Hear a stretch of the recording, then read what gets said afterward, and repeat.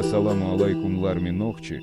Добро пожаловать на стрим, дорогие друзья. Не забудьте, кто не подписался, подписаться и ставить лайки. Баркал, спасибо всем.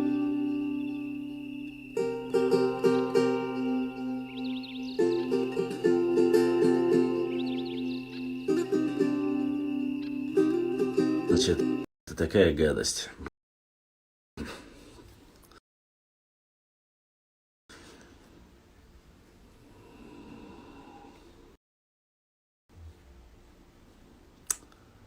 Так, что, продолжим нашу дискуссию. На чем мы там вчера остановились? Какие вопросы?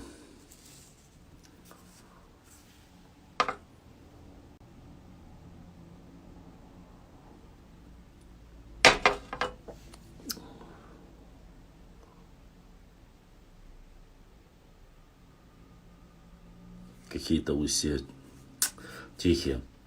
Друзья, хотел бы немножко объяснить одну ситуацию. Так. Что касается прямых эфиров в Инстаграм, то есть тот, кто хочет, чтобы его было видно, слышно в прямом эфире. Валлах, ёб, чистый кофе, горький, страшно просто горький.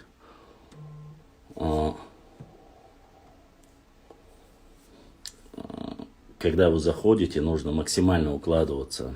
То есть долгие часовые дебаты не вариант, потому что Инстаграм, поскольку работает через VPN, вы знаете, да, долго не позволяет, он показывает ошибки.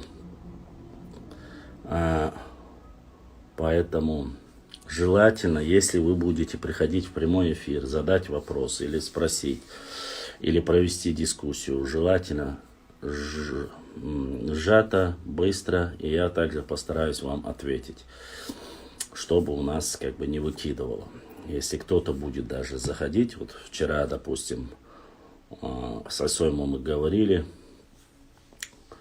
как раз таки Ибраим, надеюсь, сейчас уже подключился с YouTube канала. Те, кто на YouTube, должен понимать, что стрим на YouTube невозможен, там должна быть Башлан футболку, вештю. Тот, кто заходит, то есть для того, чтобы провести эфир или стрим в YouTube, должна быть это какая-то там программа, чат-рулетка, кажется, называется. Мы, как вы знаете, проводим прямые эфиры через телефон. Так что, если кто-то захочет провести дебаты, нужно, чтобы он зашел через VPN на Инстаграм, отправил запрос. И здесь мы как бы ответим, ни от кого ничего мы не скрываемся. Как бы всегда на связи. Если вдруг кто-то считает, что его там игнорирует или там... Ну, есть же некоторые д'Артаньяны, которые говорят, он меня заблокировал, я ему там задавал вопросы. Еще раз повторюсь, я никого не блокирую по мере возможности. Если человек общается без мата, если он не умственно отсталый, мне блокировать его надобности нет. С учетом того, что я непосредственно... Мы общаемся о наших проблемах, о нашей истории, Нохчи народа непосредственно. Поэтому то, что мы знаем, мы поделимся. Того, чего не знаем, ну, как говорится,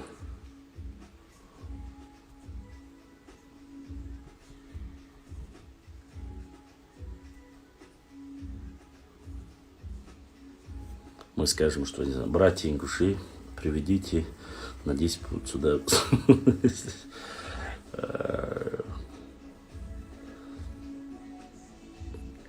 Я так думаю, что он и так здесь под чужой аватаркой тусуется.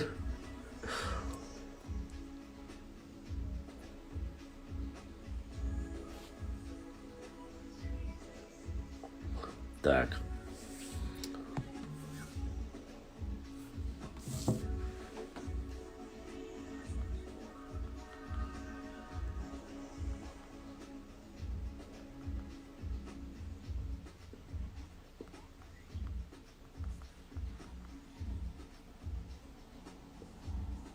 Так.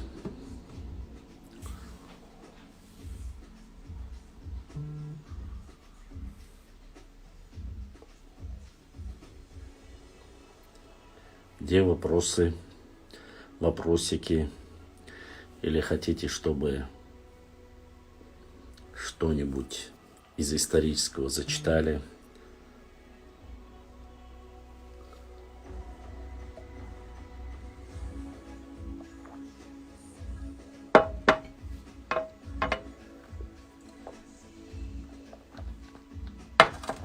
Ой.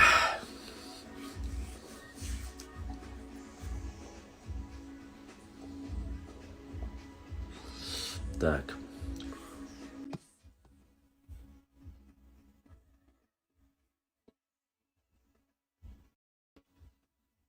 Ибрагим, в Ютубе есть какие-либо вопросы? Если нету, мы можем зачитать. Башлам, в школе многие, некоторые одноклассники не понимали, почему мне нравится урок истории. Но сейчас единогласно все начали уважать мою...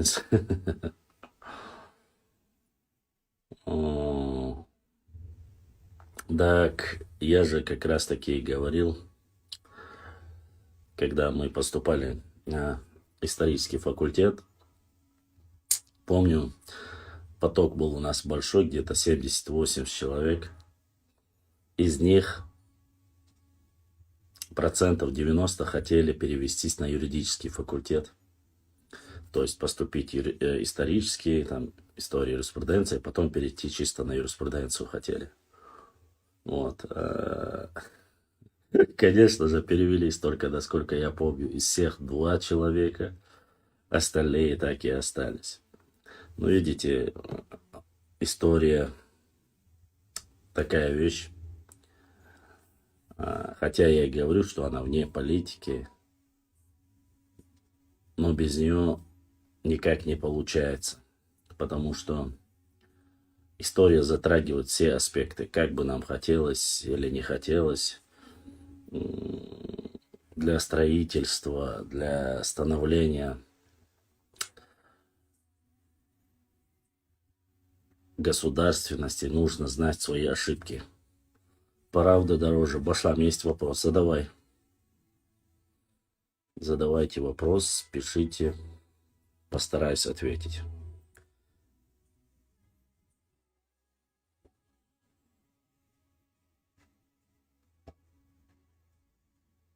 Поэтому нужно понимать это все.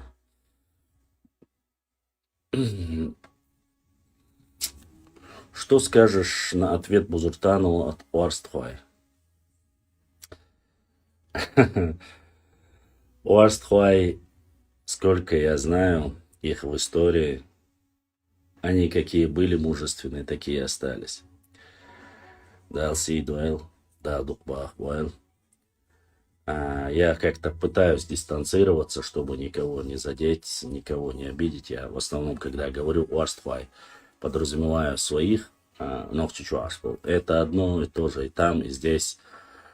Вне всякого сомнения, не подумайте, что я делюсь, но истина дороже всего. Конечно же, жалко, что я не буду называть чьих-либо имен, но Уарстхуай, как часть единого народа, является одним из самых у Нохчи народа боевых обществ, которое было у нас.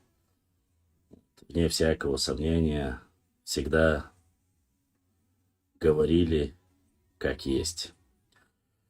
Башлам, ранее ты показывал карту Симсира, там есть города Маас, это бывшая столица Алании Магас. Есть версия, что у этого города 2 названия Маас, Магас. Да, абсолютно верно. Мы всегда говорили и писали об этом. Маас, Магас это одно и то же.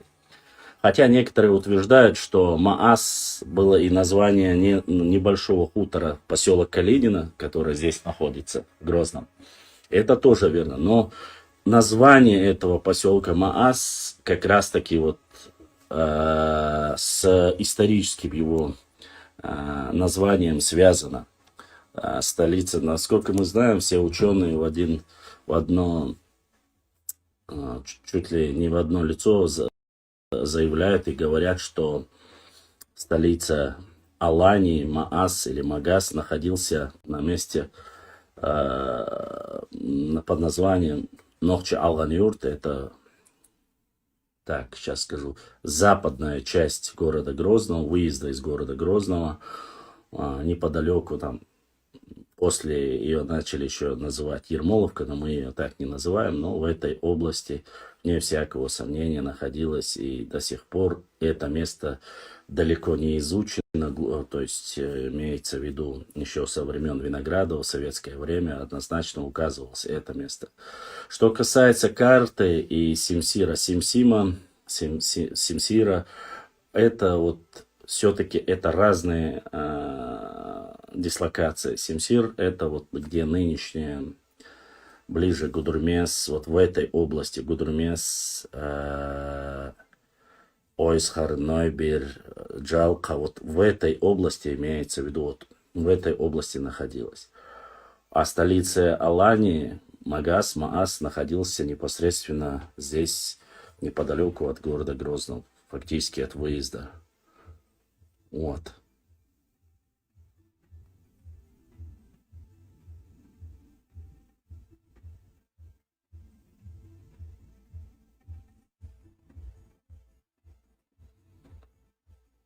Так. Посмотрим следующий вопрос. Башлам, ранее ты так, Симсир, карт валит.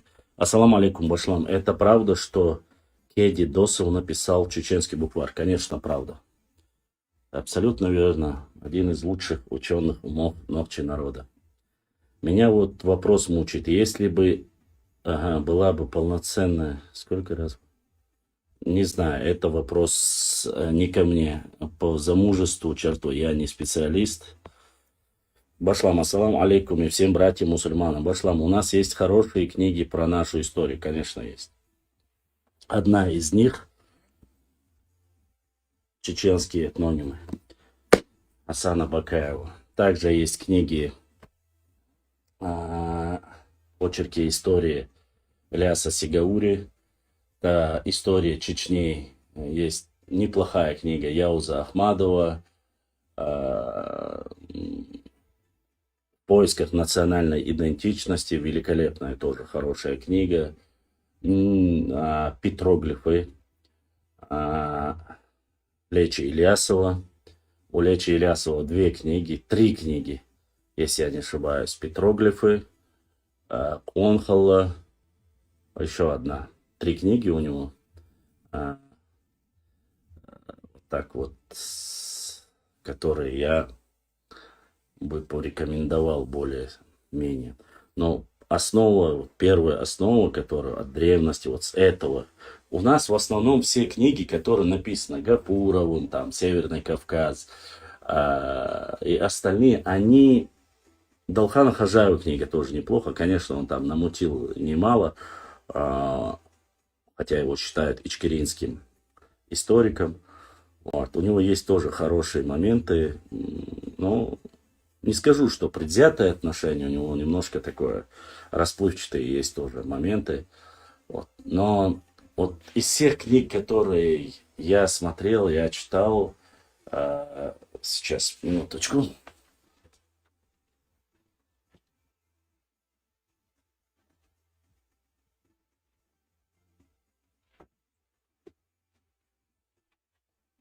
Ну, смотрите, когда я учился, они были одни из там, 4-томник он.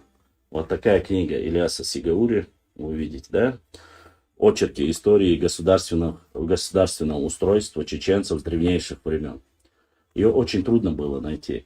Но это 4-томник был. Сейчас у него есть новая версия, он все 4 тома в один том собрали. Дорогое удовольствие, не знаю, последний раз я слышал, что он в пределах где-то 1020, кажется, стоит. Хотя есть и книга Онхала, которая тоже стоит 20, или там некоторые говорили 18 вот, тысяч. Это дорогие книги, но самая доступная по цене и по объему великолепная. Это дополненная книга. Я не рекламирую. Книга книга Хасана Бакаева, она просто... Ну и само собой, то, что я вам говорил, если у вас получится книга с древнейших времен, с 3-1 тысячелетия до нашей эры, Джамирзаева, которую я вам показывал, тоже великолепная книга, сжатая, очень хорошая. Вот. Там тоже можете найти. Но она в основе своей для тех людей, которые изучают историю, знают историю. Модер, передай мои вопросы, говорит аккаунт. Модер передает, Руслан Вашаев, Башлам. Хауюх Мацуру Галанчоже. Руслан Вашаев.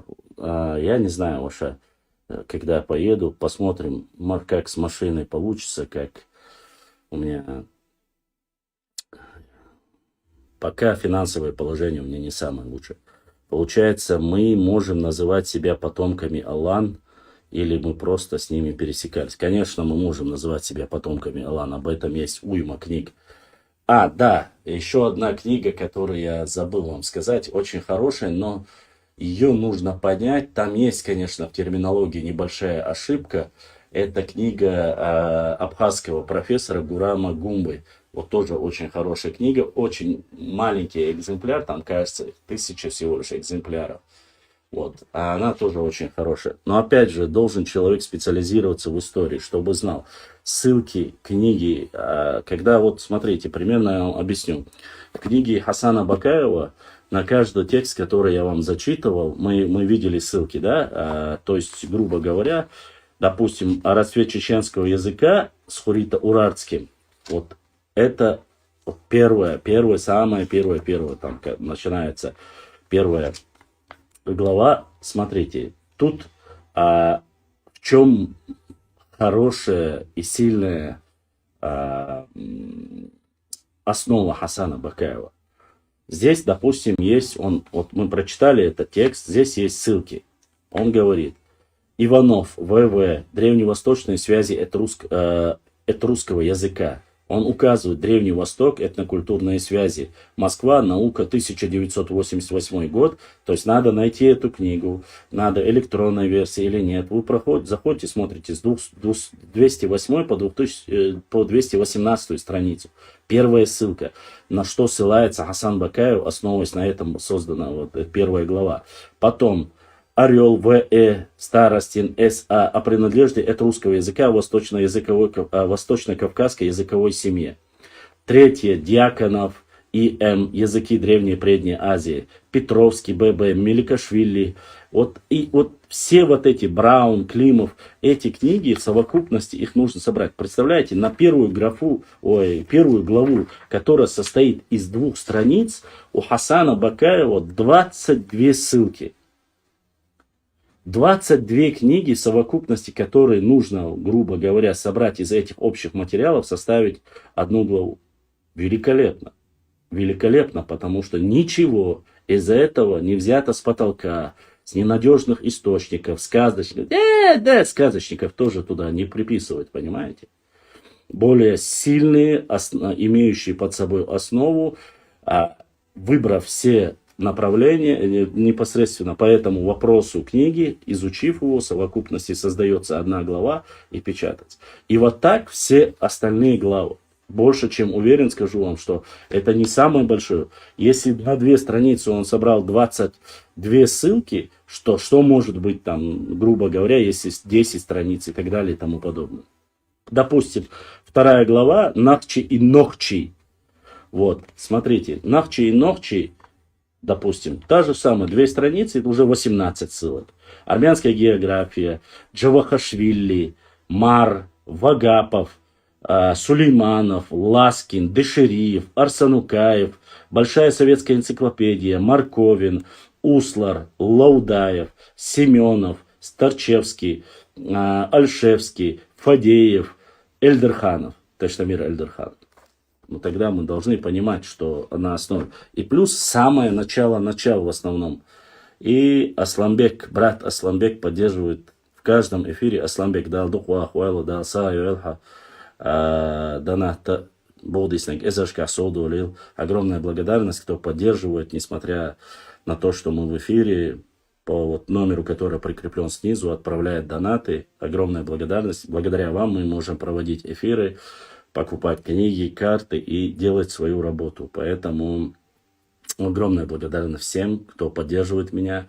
Огромная благодарность тем, кто в Ютубе.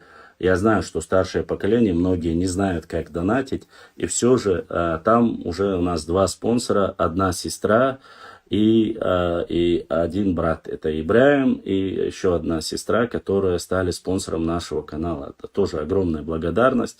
Сейчас Ибраим присоединил еще одну систему, она называется Patreon. Вы можете увидеть по ссылке. По нему тоже можно донатить, отправлять donation и заодно задавать вопросы. То есть ничего нового нету. Я, как и все остальные блогеры, европейские, российские, мы пытаемся как-то выжить, потому что у нас прямых спонсоров, оплачиваем зарплаты, этого всего нету, вы должны понимать. И тот, кто хочет, там, неважно, о какой сумме речь идет, помогает как может. Поэтому огромная им благодарность, Алсадо.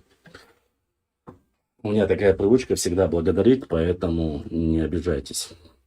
Потому что я хочу всегда поддержать всех тех, кто поддерживает мой канал. Наш канал. Так, дальше. Большая коллекция истории ночью маленькую. Так. Чего? Брат Башлам, у меня вопрос. Представь маленькую книжную, где собрание.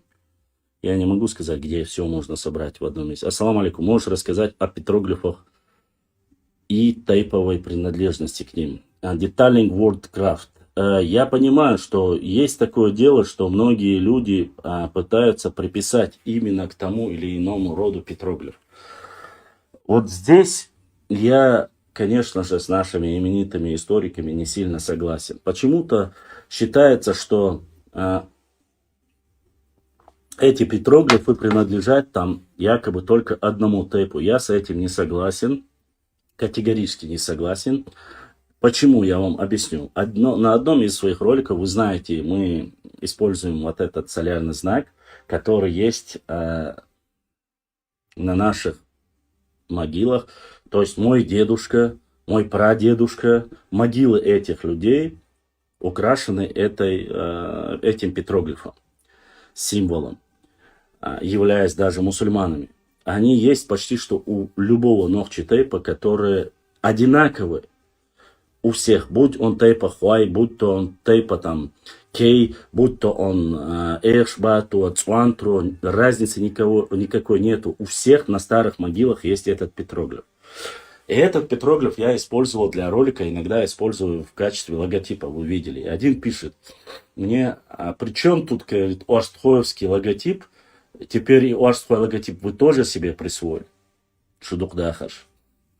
И это не один случай. Я хочу до вас довести. Петроглифы акинцев, якобы, которые говорят, что только экки, лам экки, этот же петроглиф используется не только акинцами. Он есть и в Грузии, и грузины его используют.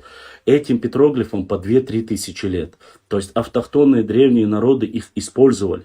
Эти же петроглифы, которые говорят там только лам экки, или только уарствай, или только там Ирвай и других остальных, вы удивитесь, но если вы зайдете, они есть и у древних славян, есть и у древних инков, есть в Северной Америке, в Персии, в Иране, в древней Индии древние есть. Они есть везде, эти петроглифы, по 5000 лет, по 4000 лет. Поэтому не надо говорить это тамга или символ или петроглиф, что он принадлежит только нам. Это неверное суждение. Они принадлежат древним народам, вне всякого сомнения. Но что их можно только к одному тейпу приписать, это немножко неверно. Да, их использовали какие-то тейпы больше, какие-то тейпы меньше. Я говорю о старых, исконных нохчи-тейпах. Без разницы, будь он чеберлуай, будь он шаруай, будь он шатуай, будь он там, я не знаю, чанти, чинхуай. Разницы никакой есть. Никакой нету. Поймите, я понимаю, что каждый там, это вот мой тейп, но почему-то это делается. И некоторые ученые убеждают, что они родовые петроглифы. Ну, тогда извините, у вас какая-то параллель неправильная. Получается, что у нас чеберлоевцы имеют такие же, допустим, Чеберлой. Я видел Чеберлой, Хуай там, видел петроглиф, которые в 92 году при создании соседней республики на своем флаге они используют вот этот петроглиф. То есть они говорят, что это их петроглиф. Однако, не граничащие с ними и не имеющие к ним никакого отношения, восточная сторона, юго-восточная сторона Нохчичуа использует эти петроглифы. В Чеберлое есть эти петроглифы, в Шарое есть эти петроглифы, причем в огромном количестве, я вам показывал, потому что ни Шикарвай, ни Чеберлоевский, ни Садуай, ни Хуай не имеют никакого отношения к ингушам, допустим. Однако эти петроглифы есть. Есть и в Итункале они есть, и в Галанчоже они есть. О чем это говорит? Что они были ингуши? Нет, неправда. Конечно же нет. Это говорит о том, что мы с древности были один народ, вне всякого сомнения. Но дальше уже политизируя, когда оторвали один кусок, сделая отдельным, ладно, мы не о том, что сейчас отделили, но что это общее, петроглифы общие, название общее, по крайней мере, два названия, ну, одно точно, одно под вопросом. Допустим, в Дзурдзукете есть карта, которую сделали, сейчас я вам покажу эту карту, это фейковая карта, вот она, вот фейковая карта, которую сделали и закинули. Якобы эта карта является оригиналом по Вахушти Багратионе. Я еще ее не опубликовал, ну, посмотрите, самое интересное. Если вы посмотрите повнимательнее, если у вас есть возможность, вы увидите, здесь указываются диалекты нохчи языка, где какие и на каком говорят, и указывается, сейчас я постараюсь убрать, так, собор делаешь, где ж тут надо, чтобы вы увидели хорошо, хотел убрать, не вижу, ничего не вижу, белое на белом, как это я сделал вообще. Ну, надеюсь, вы увидите, да, вот смотрите, написано, где написано, Кистетия заканчивается, вот Кистетия, написали они на этой карте, заканчивается Децхоройлам. То есть Кистетия они записали только Децхоройлам, то есть от Джайраха до Цхоройлам написали. Дзурдзукете и того вообще только в Джайрахе, только внизу, то есть вся территория, которая указывается всеми остальными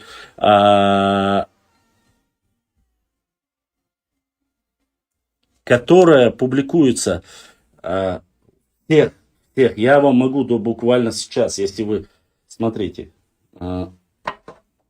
давайте я вам покажу карту фейк и карту, которая является как бы, вы видели, да, ее, я вам показывал ее. Извините, здесь много у меня, к сожалению. Но смотрите, давайте возьмем нашу любимую карту, которую очень сильно любили в начале, до того, как мы начали ее показывать, ссылаться наши нарнийцы. Ну вот она, смотрите, опять же, покажу вам. Карта, вот видите, да? Карта Кавказских земель Семена Броневского, да? Видите, 1750-1820 год. Идем сюда, чтобы было видно. Так, берем сейчас, вот она, смотрите. Вот Карабулаки, всем видно, да? Вот в одном месте, видите, написано Галга. Вот написано Кисты, видите, маленькие. Однако, чтобы было понятно, это тагаурцы, видите, где находится. От кистов малых, смотрите, кисты большие находятся, видите где? Написано, видите? Что? Здесь это, как вы видите, это Андийские горы. Вот так нас хребет, Андийский хребет, Андийские горы, неправильно. Здесь чеченцы написано. Здесь написано Мечекизы. То есть кистины находятся вот от малых кистин, то есть от Тагаура, местности Чим, видите, написано Чим, Чими. Оттуда кистинцы записаны до Андийских гор. То есть вся горная гряда. снизу уже идут независимые чеченцы, там мирные чеченцы и все остальное. Чтобы было понятно.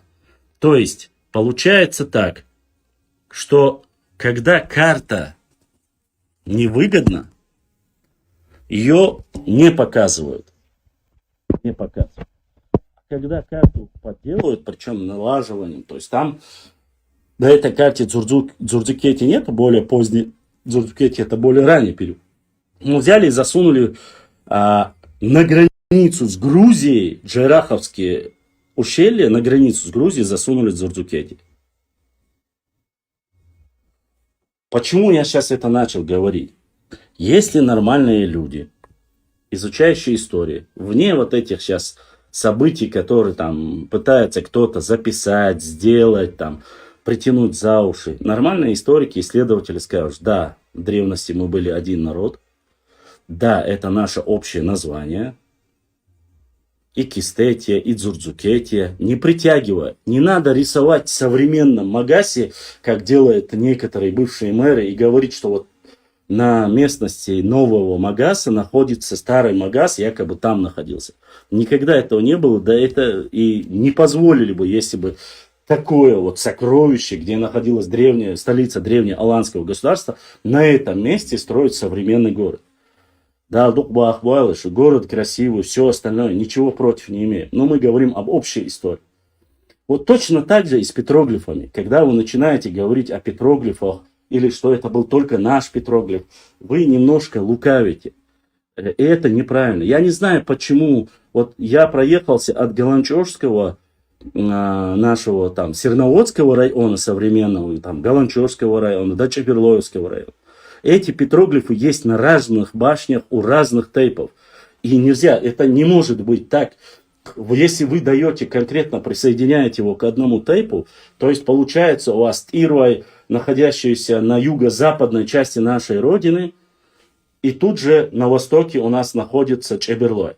У Чеберлой и Тирвай одинаковые получаются петроглифы. То есть получается, или эти Чеберлой были Тирвай, или те Тирвай являются Чеберлой, если вы так конкретно закрепляете. Будь то Тирвай, будь то Чанти, будь то Чинхуай, Чеберлой, разницы нету. Я вообще как пример привел.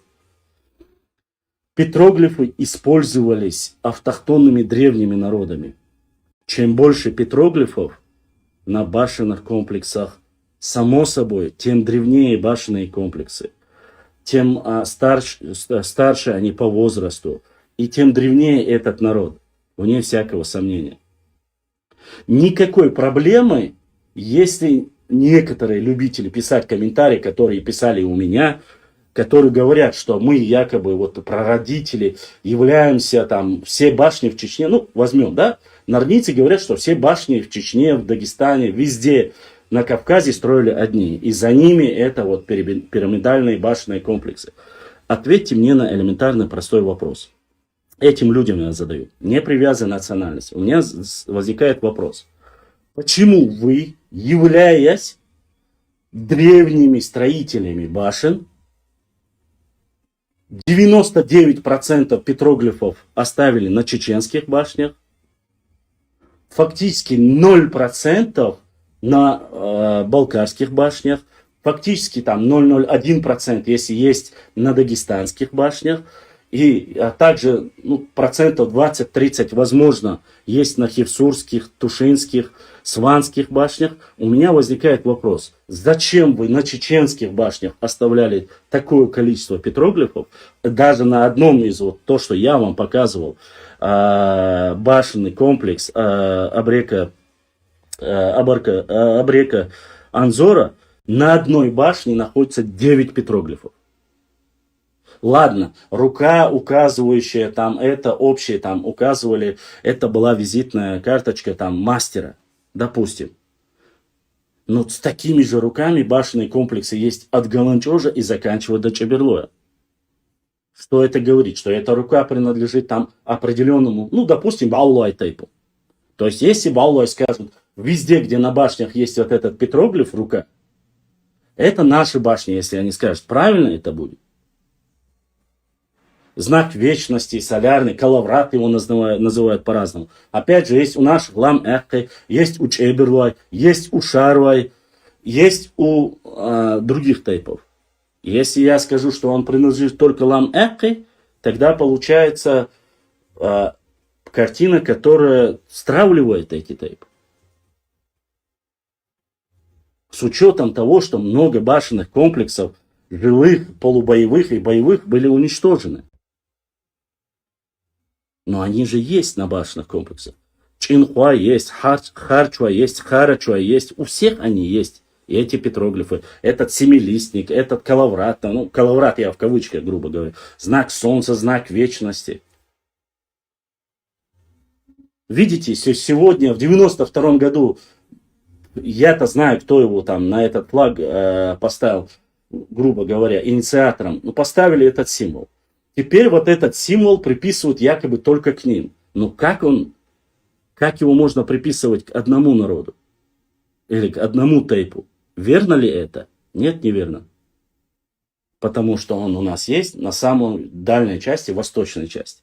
А там нету никаких семей, никаких других нету, так называемых наших соседнего региона. Поэтому нужно думать об этом. Нужно размышлять. Это то же самое, если мы сегодня находим могильные плиты, чурты.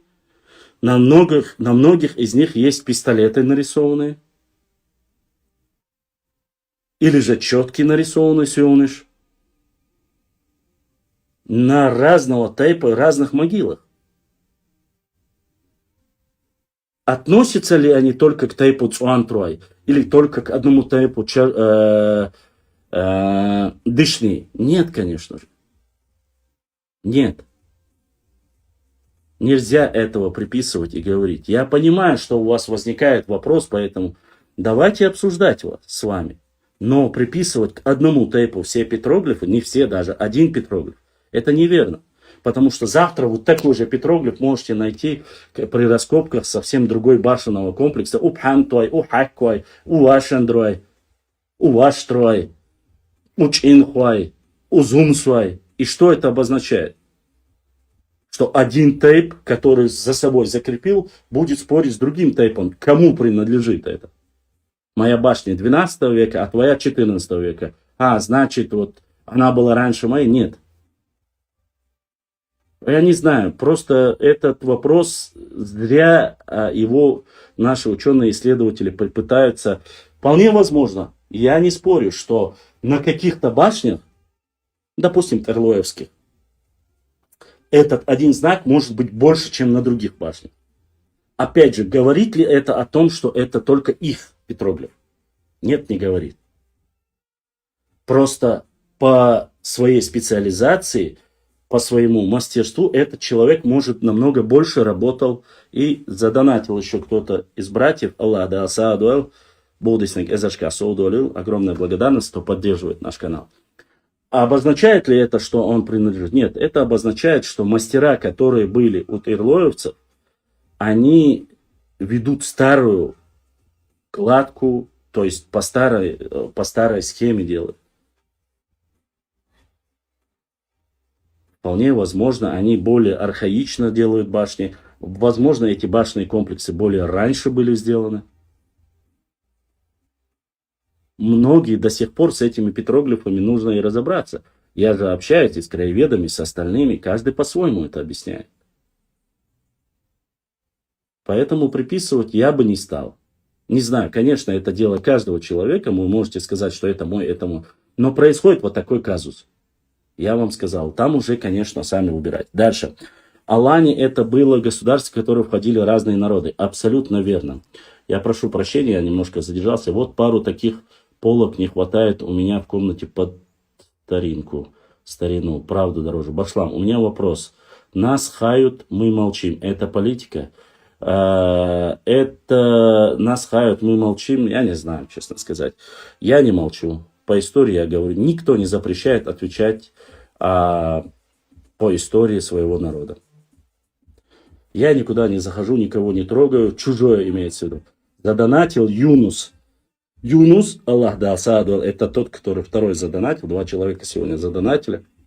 Юнус да Асаду, Болдисник Эзашка Содолю. Просто сообщение пришло чуть позже, чем сам донат. Вот. Известно ли, на каком языке говорили аланы? По этому вопросу я говорил с доктором исторических наук, доцентом Хизрием Хаджи Ахмедович. Хизриев Хаджи Ахмедович уверен и утверждает, что на Зеленчукском могильнике найдены именно на нашем нахчивском языке. Неизвестно, на каком языке говорили. Осетины утверждают, что они говорили на осетинском языке, то есть ираноязычные якобы были. Здесь вопрос как бы еще до конца полностью не изучен. Каждый тянет на свое. Я не могу сказать. Вполне возможно, что карачаевцы, балкарцы говорят, что на их языке написано. Но однозначно, что аланы не говорили на тюркском языке, это однозначно. То, что карачаевцы и балкарцы утеряли свой родной язык, об этом говорят многие ученые. О том, что карачаевцы и балкарцы являются автохтонными народами Кавказа, и об этом говорят ученые. Такими же, как и, допустим, наши братья адыги и остальные. Поэтому, опять же, утверждать не буду, но что они утеряли свой язык, об этом есть информация. Известно ли, на каком языке говорили? Ответил Башлан, мы скоро забетонируем этот проход в Нарнию. А спонсирование тоже возможно сейчас, написал что-то. Я видел на одном чурте рисунок война, и чурт был в виде кинжала для меча. Война, да, есть такое. А все ныне живущие люди произошли от какого-то явно ведь. Значит, не бывает древних и не древних народов. Раз жив человек, то он кого-то же произошел, а значит, прямо ведет к Адаму, алейхиссалам. Свободный волк. Свободный волк. Ты немножко неправильно говоришь. Речь-то не идет, что все произошли от Адама и Евы. Если мы люди верующие, не атеисты, мы должны верить. Ну, атеисты, там у них своя теория о том, что все произошли в результате эволюции, это, там, не знаю, от обезьян. Ну, обычно атеисты и произошли от обезьян. Ну да ладно, сейчас речь не об этом. Если мы говорим с точки зрения науки вообще и религии, мы должны знать, что мы все произошли от Адама и Евы. Вопрос в другом. Мы же говорим заселение Кавказа и свою историю каждый знает, должен знать. Есть автохтонные народы, об этом еще в 19 веке писал Блюменбах, немецкий антрополог. Есть ученые, которые специализируются на тех или иных вопросах. Поэтому не нужно фантазировать и говорить там, что мы все от одного. Да речь не об этом. Нет, конечно. Есть монголоидная раса, научная терминология. Вы знаете, монголоидная раса это все, кто там находится, допустим, японцы, китайцы, корейцы, вот все с другим разрезом глаз. Ну, вот по местности сформировались. Есть негроидная раса, есть кавказиоидная. Ну, после в советское время уже его переименовали, начали называть европеоидная раса. Но она в других местах, нормально, в других государствах ее называют кавказианская раса. Вот этой кавказианской расе относится определенный тип людей.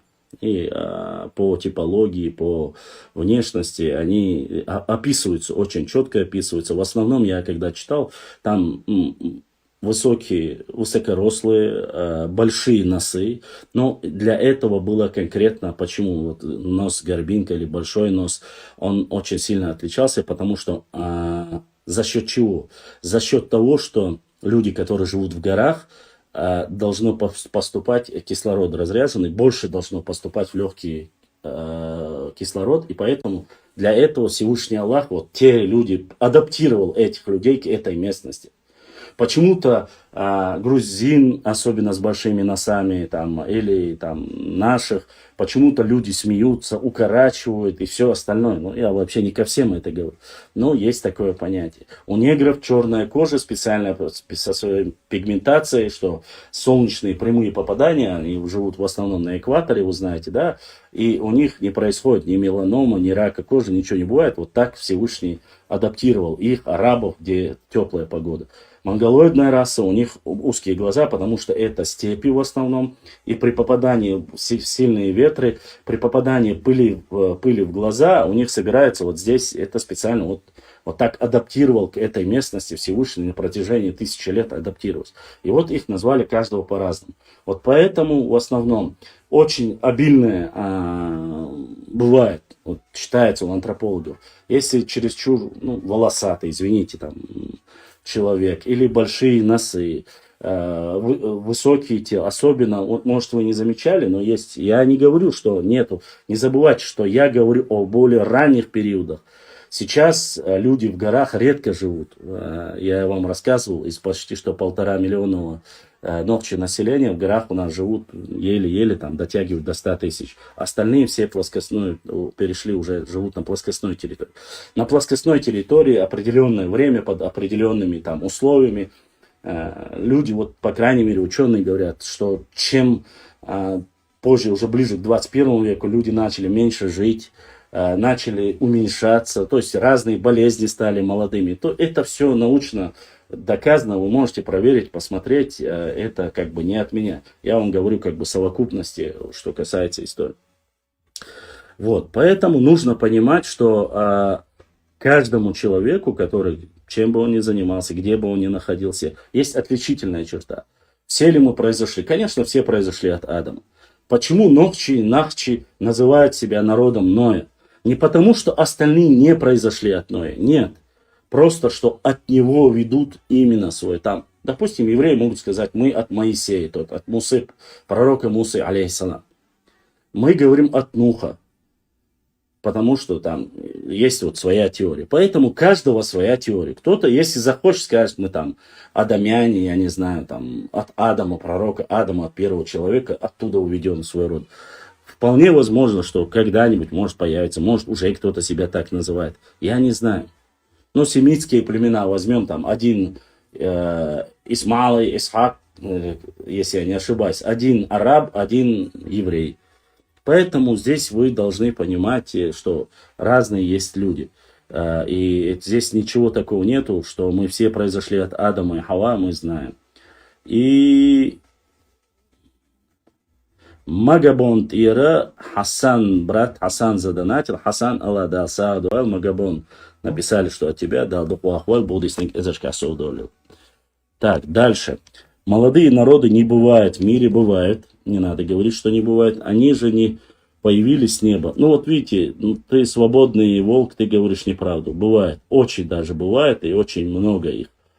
Поэтому есть очень много таких людей. Лучшая религия Аллаха, она дает ответы на все вопросы.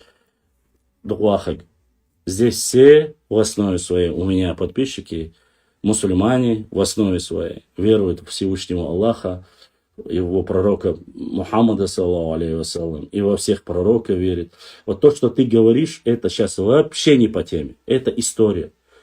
Если ты такой начитанный, или пытаешься меня как-то исправить, я не знаю, как-то свою лепту выложить, есть история пророков, есть история жизни пророка Мухаммада, саллаллаху алейхи вассалям. Основываясь на нем, написаны там хадисы. Невозможно без истории. Если ты все пытаешься всунуть в религию, именно вот жить только религией, но так невозможно. Ты, конечно, можешь сказать, что, извини меня, сегодня колыбель всего ислама является Саудовская Аравия. То есть Кааба там, Мекка, Медина там. Это исламский центр. Но скажи мне, они живут только религией? Или же идут тоже дальше. У них есть история саудитов, история есть. У них есть технологические, то есть они занимаются продажей нефтью, они занимаются политикой. У них все это есть. И это во всем мире есть. Так не бывает, как ты говоришь, что религия Аллаха дает ответы. Дает. Но религия Аллаха не запрещает тебя не любить свой народ, не знать его ошибки прошлого, настоящего. Об этом речь. Здесь нету кого-то принижать, оскорбить. Такого нету. Я не знаю, почему ты написал, из чего ты вдруг это все взял. Дальше. На карте 13 века Грузии Дзурдзуки граничит с дедойцами и аварцами. Абсолютно верно, Омар бин Хасан. Абсолютно верно. Этих карт у нас очень много. И грузинские карты в основе своей, мы знаем, что они грузины прекрасно зафиксировали, сказали в основе своей, я вам зачитал про дзурзуков, я уже устал их читать столько раз, но просто кому-то хочется удревниться, может быть, за счет этого, я не знаю почему, но вот такая есть. Стать спонсорами канала Ютуба Башлам, пишет Цуантро. Расскажи о происхождении нартов. Нарты в основе своей, касаемо нартов, почему-то многие пытаются приписать. Опять же, что касается, валикум салам, что касается нартов, происхождения нартов, тут ошибочное мнение и считают, что оно якобы принадлежит там определенно. Вполне возможно, и я уверен в этом, что нарты это часть, вне всякого сомнения, часть нашего народа. Опять же, ссылаемся на полевые материалы старших людей, которые есть. Нарты это были воины, это были люди, имеющие превосходящую силу над обычными остальными людьми. То есть высокие, статные, высоким телом, физически сильные. Это вот, если на сегодняшний язык, это вот самый-самый крутой спецназ, или я не знаю, вот такого формата. И люди восхищались. Это вот, если сегодня сказать, какая самая крутая, там, допустим, там, морские котики у кого-то там, да, то есть вы должны понимать, я вам пример привел в качестве морских котиков или спецназа. Туда они набирают, вот, людей призывают в армию и смотрят физические данные. Здоровый, статный, сильный, проворливый, немедлительный. Конечно же, этих людей, когда их там выбирают сразу же элитные войска, если он и по умственным способностям, по физическим способностям. Вот таким же образом таким же образом был набор этих нартов. Нарты это вот почему-то нартский эпос, он есть и у ногчи народа, он есть и у карачаевцев есть. Карачаевских нартов я видел. Осетинские там у писателя я видел про нартов. Адыгских я видел, если я не ошибаюсь, у адыгов. У адыгов. Но адыги здесь все подразумеваются. Есть тоже. Поэтому конкретно сказать, что нарты это один народ, нет, это неправильно. Нарты это одно общество, это тоже неправильно. Нарты это были элитные войска, которым восхищались. Вот вопрос, когда и в каком государстве, было ли это конкретно в Аланское царстве, вполне возможно, вот элитные подразделения. А народ, как народ нартов, нету. Это миф. О них только рассказывают, и вот по полевым материалам, когда говорят «нерч сандома», что ж, то есть огромного телосложения, сильные, статные, такие вот, их вот такими. А сегодня высокий, статный, красивый, сильный, он может быть и Нохчо, он может быть и Сюли, и Хири, и Ребертло, там, и Галга, любой может быть. Поэтому как народности нартов не существовало, как народ отдельно. Как представители того или иного общества, ходили ли эти люди? Конечно же. Выдуманы ли они? Отдельно о них, как о народе, нигде ничего нету. Эпосы, сказания, опять же, это как сказ о рыцарях, о воинах. Понимаете, есть, но как об отдельном народе нету. И он слишком растянут. Опять же, кто говорит о нартах? Опять же говорят все, кто входил в состав Аланского царства. В основном говорят они. Я не знаю, у грузинов есть ли эта версия или нету. Я не находил, по крайней мере, не сталкивался. Ну, остальные говорят, что нарты якобы являются вот именно к их народу относятся. Поэтому нужно с этим вопросом, в фольклоре они используются. Там у нас есть фольклор использовать. Ни больше, ни меньше. Относятся ли они к одному народу? Маловероятно.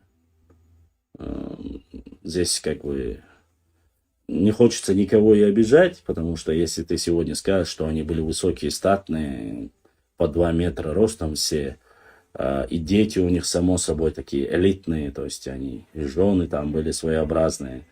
Но это немножко попахивает нацистской идеологией. То есть это чистые арийцы, там, 2-метровый рост. И автоматически ты остальных, у кого средний рост или низкий рост, ты их оскорбляешь. Получается, что они, кто они? Они не воины, никто, эти просто пришлые, там, я не знаю, монголоиды, там, или кто угодно можно назвать. Чтобы вот этого не было, просто из всех тейпов вполне вероятно выбирали вот элитные подразделения, которые защищали Черные горы.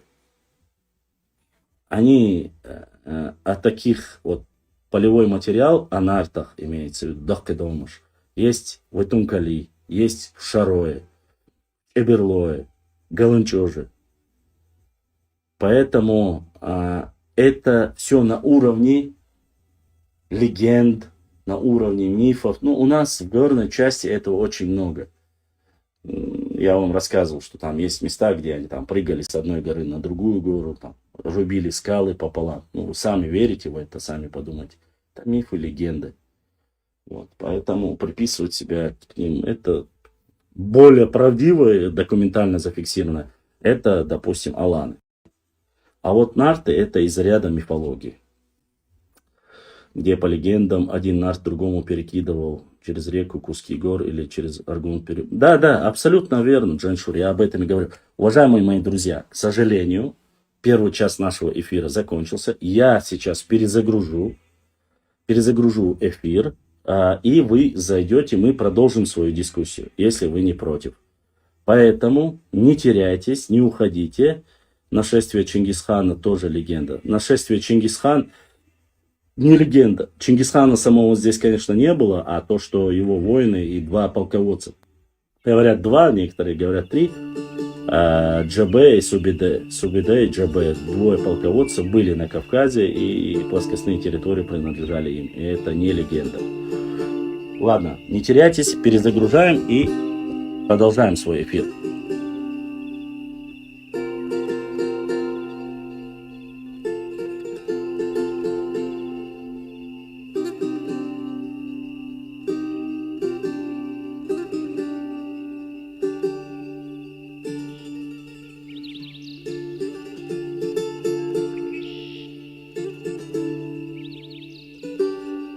Дорогие друзья, не забудьте ставить лайки и подписаться на канал, кто еще не подписался. Баркал, всем спасибо.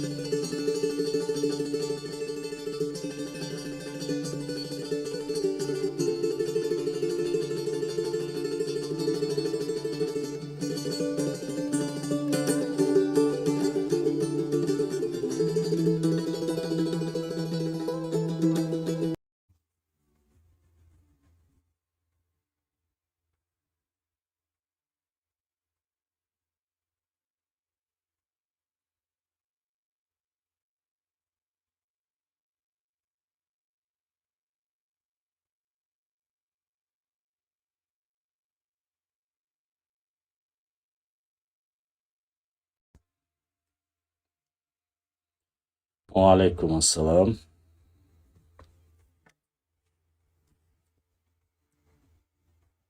Так. И мы продолжаем. Вторая часть нашего эфира. Так вот. Поэтому я надеюсь, что про нартов мы на вопрос ответили. Ассаламу алейкум до Франции. Ва алейкум ассалам. Нохчучур ассалам маршал до Франция ашбол. Европа мен ашбол. Нохчуш ассалам маршал до дала дукадах, дуальшу дала мукшмершдах, дуальшу дала вайк оман пайден доша, мукшмерша доша, цадерз массана пурбалуэлкшу. Дальше продолжаем. Поэтому, вы знаете, есть очень одна большая проблема. И она зафиксирована. Ваша про Ауховский район можешь рассказать коротко, какие дома остались у дагестанцев? Про Ауховский район. Да, весь интернет и лардуальца и шуг ладуах. Мой инет просто-напросто вымирает, как динозавры. Донна Зарони. Через VPN можешь зайти в YouTube. В YouTube идет наша трансляция. В YouTube наш канал называется bashlam.39 live. Там подписываешься на канал, нажимаешь на колокольчик, и тебе будет приходить уведомление, если у тебя лагает Instagram. Через VPN. Через VPN точно так же можно нормально смотреть Instagram. Загружайте VPN. Я провожу эфиры спокойно через VPN и не лагает. Другое дело, что мы в прямом эфире, я часами не могу дебаты вести. То есть часами эфир я могу проводить, а дебаты вести я не могу. Потому что он выкидывает из-за того, что VPN показывает, что я там нахожусь где-то в Португалии. Вот. Поэтому вот тебе решение. Можешь сделать так. Вот. Что касается Ауховского района.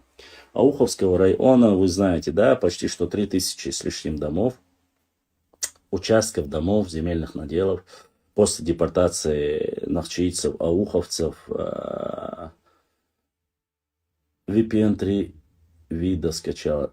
Сейчас я отвечу на вопрос. Когда ты скачиваешь все VPN, один другому всегда мешает. Есть очень хороший один VPN, я его скачал, работает великолепно, именно VPN, и бесплатно. Удали из 3 2, и вот после зайди мне в директ, напомни, я тебе скажу, какой VPN. Скачаешь, просто шикарно работает. Ну, пока, по крайней мере. Ничего не просит, денег не просит, ничего как бы. Поэтому с VPN можно решить вопрос. Когда у тебя 3 VPN одновременно, он очень сильно лагает, я тебе предупреждаю. Никогда не скачивай подряд 3, потому что они запускаются все вместе. Поэтому, вот. А что касается Ауха. Смотрите, в Ауховском районе, как вам сказал, есть документы у меня, все есть, как бы это не секрет, это доступно. После возвращения с депортации, реабилитации чеченского народа, принят закон о реабилитации, должны были покинуть должны были восстановить Ауховский район, возвратить, конечно же, все дома, которые исконно принадлежат этим чеченцам, нахчийцам, которые чеченцам, акинцам называют, кто-то пытается отдельно акинцы их, чтобы их разделить, нас, чтобы воспользоваться. Да, как ни странно, что в 89 году их было 90 тысяч. Я видел последние статистические данные. У ауховцев опять же 99 тысяч. Я вас поздравляю. Почему-то никогда ауховцы не растут, и детей не рожают, семей не заводят по ходу. Ну, у них до сих пор 99 тысяч. По последним статистическим данным. Что тоже, конечно же, ну да ладно. Это самим, как говорится, Аллах видит все. Вот, что касается домов. Из оставим участки, все остальное было 2660 домов. Это то, что есть, которые есть официально. 2660 домов было, которые остались. Уже прошло без малого, сколько там лет прошло? Ну, смотрите, после возвращения прошло лет 70. Ладно, закон о реабилитации, пускай он принят в 90-х годах. Прошло без малого 30 лет уже.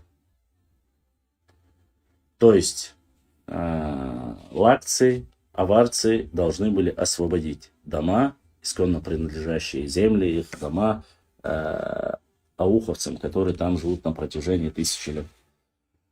Вот я вам сейчас всю эту систему коротко, быстро пробегусь и объясню. Это история моего народа.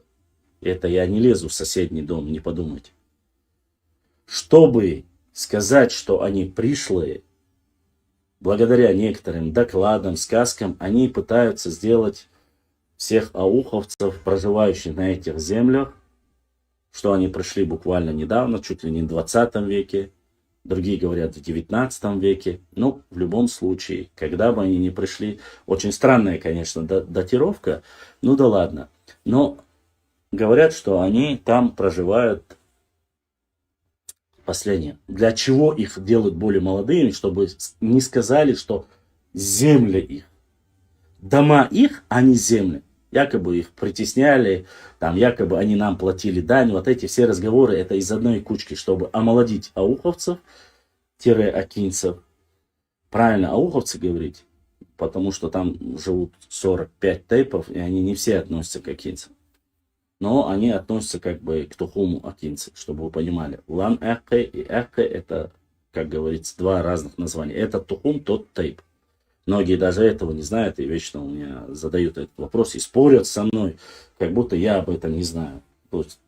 Я это, конечно, знаю. Ну да ладно, отвлекаюсь. 2600 с лишним домов. За эти 30 лет выделена господдержка, построены новые микрорайоны, переселения. Я это много говорил. Кому интересно, зайдите, посмотрите ранее эфиры, стримы, примерно. Знаете, сколько по государственной программе и по всему остальному вернули в Ауховском районе домов? Из 2800 домов. Или 600 с лишним домов. Если я не ошибаюсь, которые вернули и частично сами выкупили, из 660 вернули 60. Приблизительно 2600 домов, включая дома трехкратного олимпийского чемпиона Бувейсара Сайтиева и многих остальных, которые, не дождавшись этого, уже покинули этот мир. Они не дождались своих домов. 2500 домов не вернули. Эти дома, фотографии, видео у меня они тоже есть. Мечети даже, заброшенные, не восстановленные. То есть упадок пришли. С тех пор, как ушли. Когда общаешься с блогерами, они начинают рассказывать тебе, типа, им дали взамен земли, дали деньги. Даже вот когда они этот же вопрос переносили в арабский мир, задавали шейхам различным, чтобы вся проблема, которая есть в этой местности, которая идет об этом Ауховском районе, эта проблема в чем? В том, что не освободили дома мусульман. Они утверждают, что им якобы дали взамен земли и дома и деньги. Ни одного документа, никаких денежных выписок, чеков, ничего нету. Это раз. Во-вторых, хасавюртовские, бабаюртовские, кизилюртовские, все кумыки, как один в один голос говорят о чем? Они говорят, когда чеченцы вернулись, что они помогли братьям-чеченцам и поселили их рядом. То есть они дали свои земли, вместе поселились. То есть братский жест, как мусульмане. Это подтверждается, что есть места, на самом деле кумыки и другие приняли чеченцев, потому что те не возвращали домов. Опять же, нету тут разжигания. Мы говорим об историческом процессе. Микрорайон построили, все сделали, вся тягомотина, часть, которая заключается, из федерального центра выделяются деньги.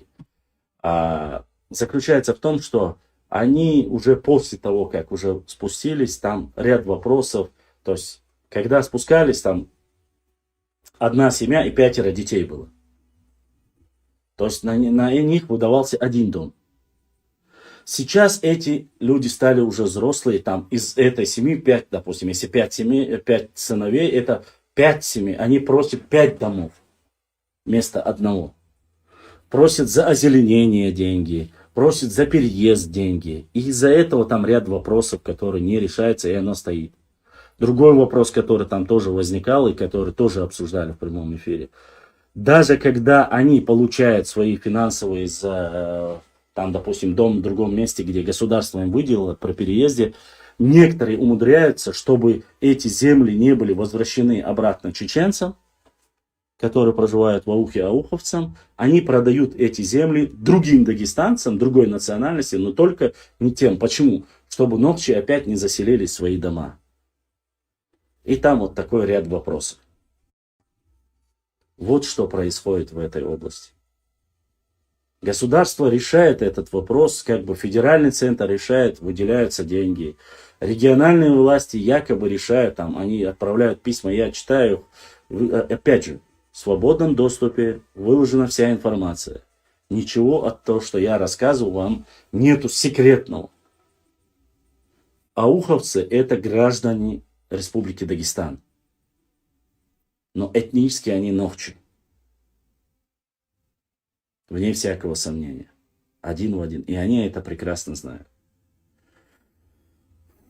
Ни наши власти, ни наш народ не пытается их отсоединить от Дагестана.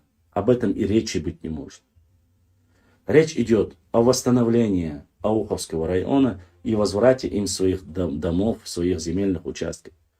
На этой почве происходили стычки, бытовые ссоры, вы знаете, в 2017 году вот происходило. Поэтому многие наши чиновники и спортсмены, когда возникает вопрос, я опять же говорю, таких как Хабиб Нурмагомедов, который вместе с семьей, с отцом, как чеченцы вернулись с депортации, он рассказывал, что они освободили дома чеченцев и ушли.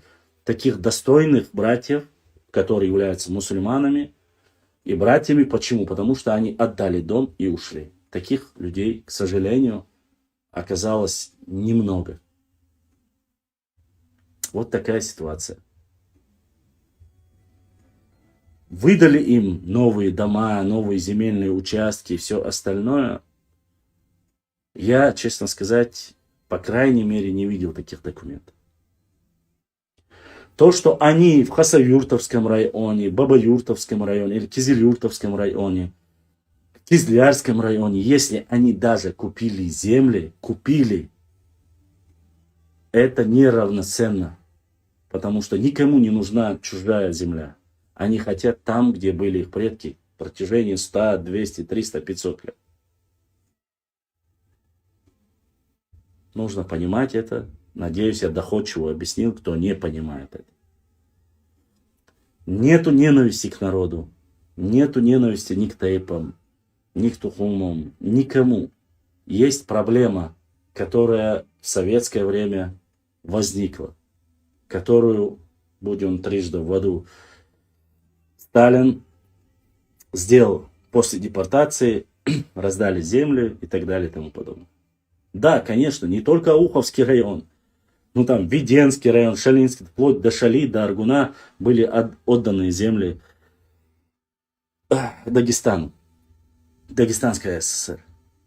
Вы знаете, по письмам я как бы рассказывал, в Сатойском районе, в селении Садыквотер, если я не ошибаюсь, была ситуация, жили сюли. После возвращения нужно было освободить дома, он не освобождал, письмо я опубликовал. Тот сказал освободить дом, а этот написал, там пытался всяческим образом подставить этого человека, доходило до убийства, чтобы сажали этих чеченцев. Вот такие ситуации бытовые очень много было. Информация в свободном доступе. Сегодня они называют этот день трагическим днем. Но не сегодня именно, а вообще. Они говорят, что это насильственное переселение, что многие умерли, когда переселили на плоскостную чеченскую территорию, климат якобы отличался.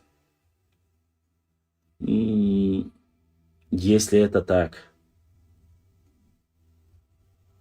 то документы, которые поданы в советское время, коровы, зерно, вплоть до того, что в теплые дома, где еще не сходил, грубо говоря, еще, это, конечно, вполне возможно, что это не так, но даже еда не остыла, говорят, когда заселились дома чеченцев.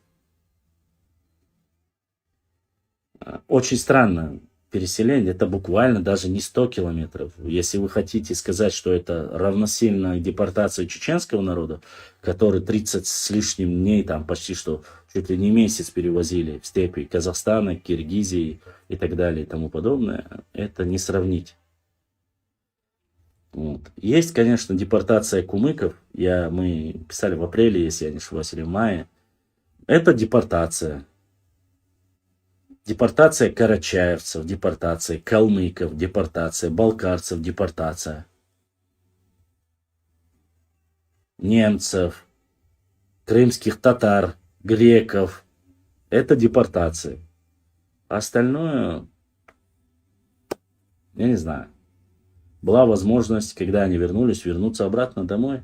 Были дома разрушены и так далее. Ну, восстановили бы. Но не восстановили сегодня. Ну, так происходит. Ну, Аллаху алям, я не знаю, с точки зрения религии, это харамное дело. Я никого как бы не пытаюсь, я не религиозник. История рассказывает так. Плюсы, минусы о том, что там начинают на этом фоне говорить, вы, если бы вы не были предателями народа, там ваши бы дома бы не забрали. А вот это уже, как говорится, немножко иная ситуация. Мы как-нибудь, как говорится, разберемся с этой ситуацией и разобрались. Все это знаем. Надеюсь, я ответил на ваш вопрос. Дальше задавайте вопросы, если я вам... Ладно. Дальше, если есть вопросы, с Ютуба, с Инстаграма задавайте вопросы. Друзья, я хочу, чтобы вы более мобильно задавали вопросы про историю. Я понимаю, что вы должны понимать, у меня небольшая аудитория, там, грубо говоря, в первой части нашего эфира в Инстаграм зашло 130 человек. Сейчас и того меньше, вы знаете, показывают там, я не знаю, сколько сейчас в Ютубе, но вы должны понимать, что каждая, как говорится, минута для меня это не бесплатно. Поэтому, если у вас есть вопросы, хотите поговорить, задавайте вопросы быстрее. Задавайте вопросы. Мне немножко сложно даже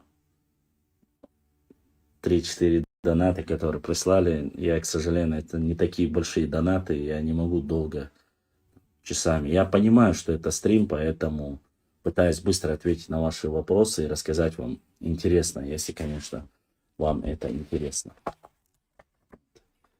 А так, 60 онлайн. Ну, хорошо, что хоть 60. Вот.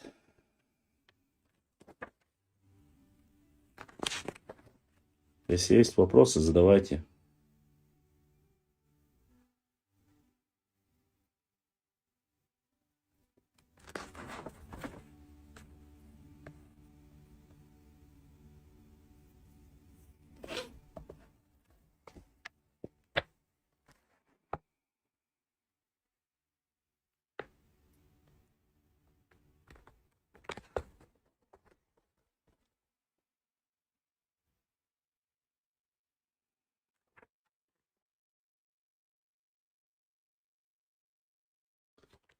И тишина, и затихли все.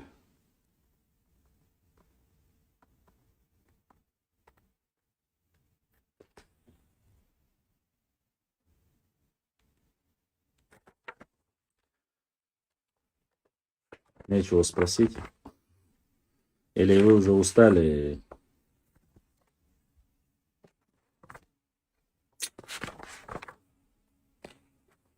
То много вопросов, то мало вопросов.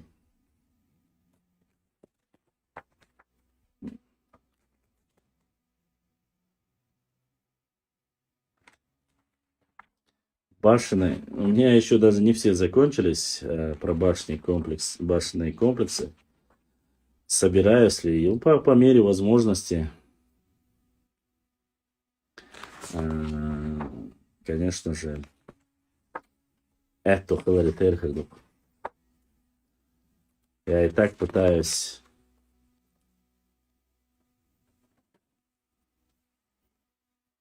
растянуть нашу работу, чтобы вам было интересно. Все, чтобы не выпульнуть. А так, как будет возможность, как будет машина, обязательно поеду. Надо. Я очень мало поработал по Итум-Калинскому району. Хочу. Там очень острые горы. Там нужна, как бы говорится, очень хорошая машина, чтобы можно было поехать.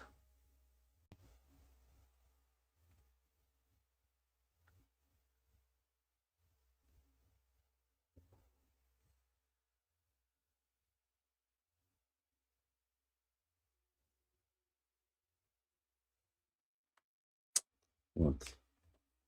Здесь вот есть очень интересный момент. Сам Н.С. Иваненков пишет: исходя из того, что по данным большинства его информаторов, после появления из Шама их общего предка сменилось 9-10 поколений, делает вывод, что ислам начал внедряться в верховьях рек Чанты-Аргун и Шаро-Аргун примерно в 12-13 веках. Об этом пишет Иваненков. Горные чеченцы, Владикавказ, 1910 год, по странице 15. Совершенно очевидно, однако, что метод датировки, избранный им, весьма и весьма приблизительный. Таким образом, можно сделать вывод, что первоначальное обращение ислам значительной части населения дагестанов и нахчийцев произошло в 8 веке, еще в эпоху первых арабских завоеваний.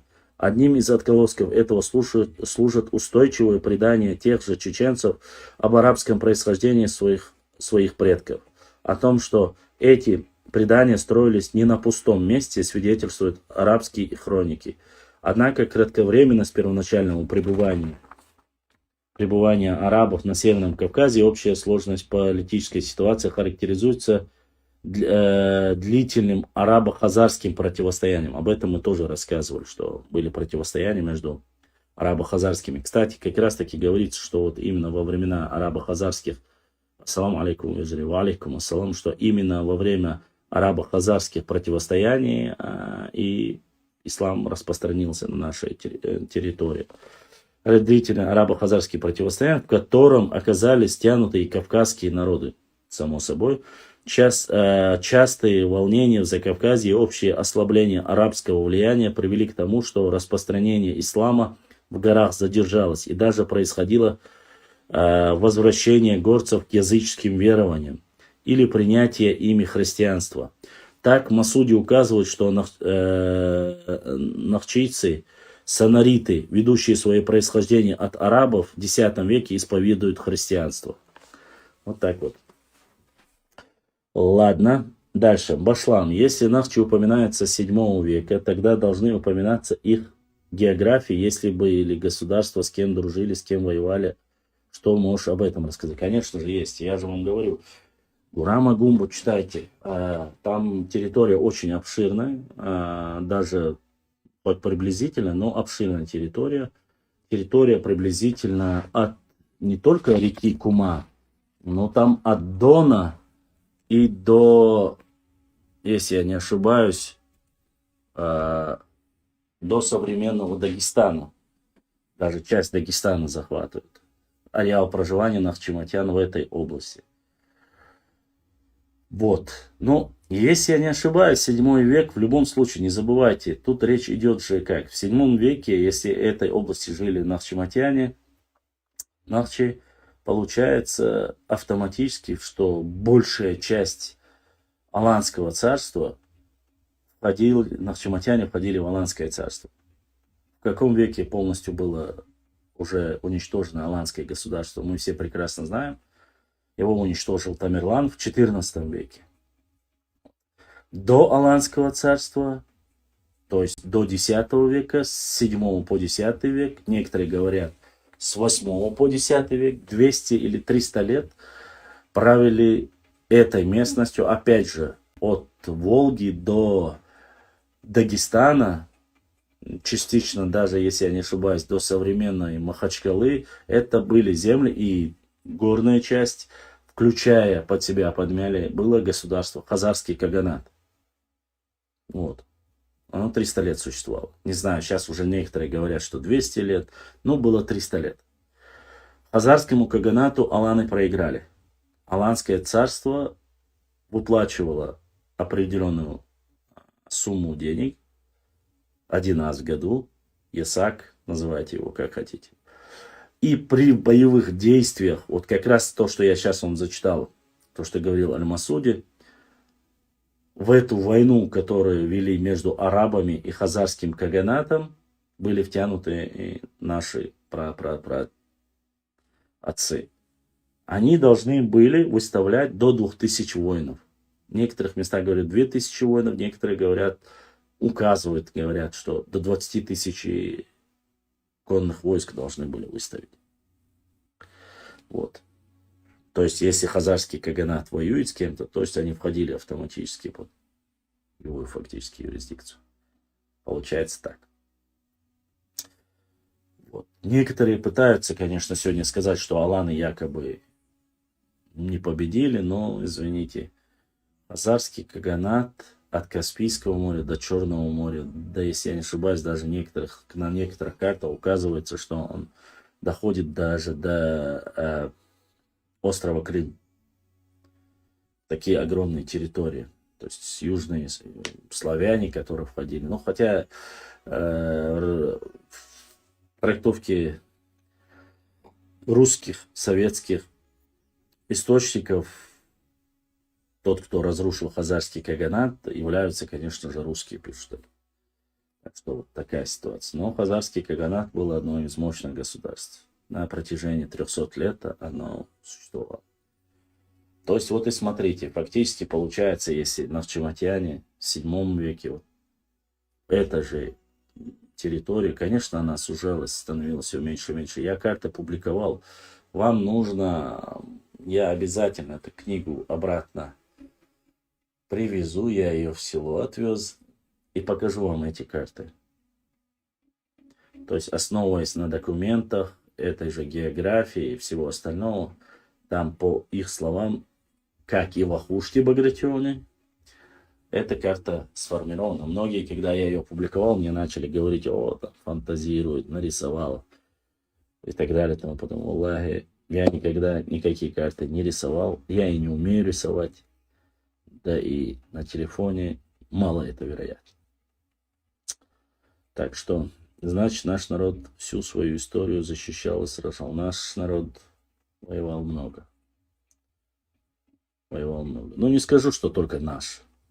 Адыгские племена то же самое, вне всякого сомнения. Кумайки тоже приложили немало усилий, тоже воевали. Но они и заняли в дальнейшем до 19 веке окончательно выбили из прикаспийских земель чеченцев, загнали их обратно в горы. Ну, не сами их, само собой, при помощи, ну, по крайней мере, так говорят источники. Как раз таки вы можете посмотреть, если не верите, можете посмотреть последнюю передачу и Хасана Бакаева. Все документально обосновано, тут ничего такого нету. Это, кажется, депортация чеченцев 1817 года, кажется, называется. Но это при помощи Ермолова, когда загнаны были уже дальше в горы. А так, вне всякого сомнения, конечно же, были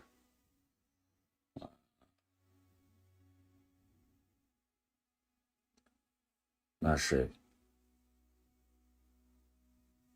люди, наш народ жил в Прикаспии, между речи Терека и Сулака. Выходил на Каспийское море. И остров Чечень как раз таки последствия именно этого. Нравится или не нравится. А то, что якобы, что это корзина, рыбная корзина, все остальное, ерунда, конечно. Есть карты, на которых четко указано, и пролив называется Чеченским проливом. Есть такое. Как бы не хотелось многим, но это история. Это было раньше. Вот так вот. Есть вопросы? Раб Аллаха, ассаламу алейкум, брат, ва алейкум салам. Государственным языком в Аланском царстве был иранский или персидский, или какой язык был? Так как это был союз где-то, я слышал, что иранский говорят, конечно же, осетины. Никто не знает подлинно, какой язык был. На этот вопрос я ответил еще в первой части. Некоторые говорят, что это был наш протонахчийский язык. Некоторые говорят, что был иранский язык. Даже слышал, что якобы использовался этиопский язык. Что я очень сильно сомневаюсь. Но, опять же, если мы ссылаемся на наших ученых, как делают многие, они ссылаются на своих.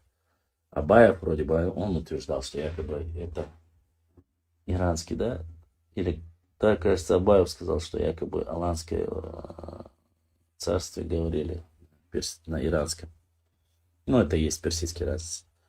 А Хазриев утверждает, что на Зеленчукской могиле четко прописывается надпись, на котором, если я не ошибаюсь, эта надпись обозначала или Эли Дутхо, или Эли Вусо, вот что-то такое было написано на этом могильнике, что на нашем языке можно перевести его, что не переводится ни на иранском, ни на другом. Я это публиковал, это, кажется, 19-20 год, публикация есть Хизриева, я публиковал ее, если я не ошибаюсь. У меня где-то должны быть, я опять опубликую заново, потому что многие спрашивают.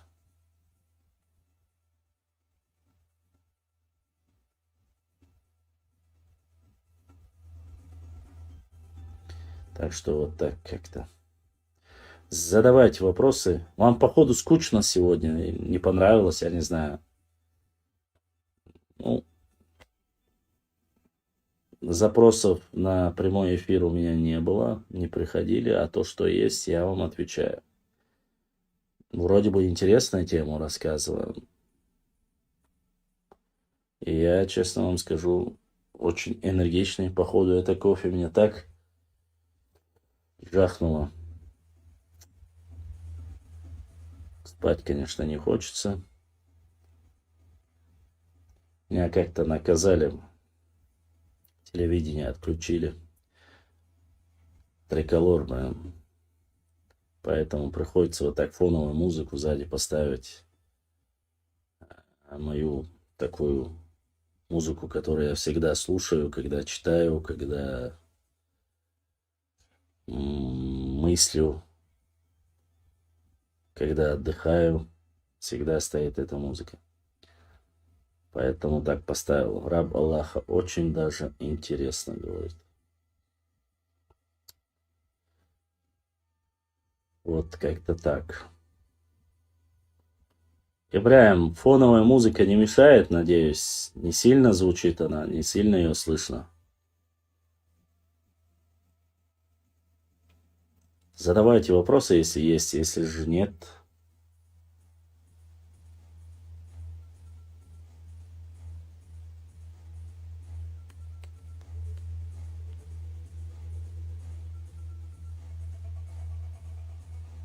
Да, было бы, наверное, больше бы намного людей, если бы,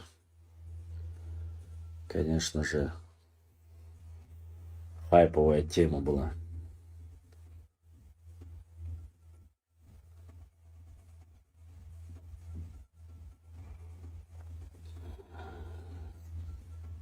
Там не только Энигма, Эра, Григорян, все вместе взятые. Они сейчас энигматик называют, но там же по отдельности есть Эра, Энигма. Я выключил ее. А как можно выключить, когда я говорю?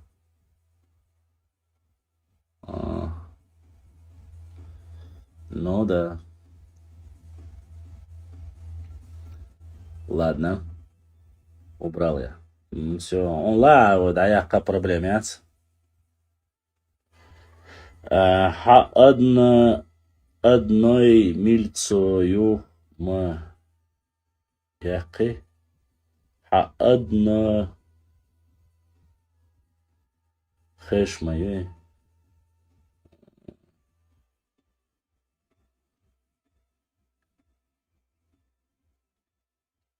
Короче.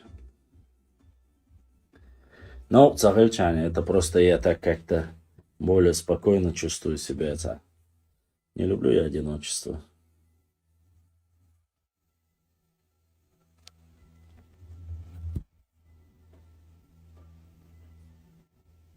Дальше.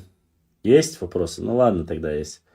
В любом случае, постараемся сейчас до конца, до отключения подождать и завершим тогда.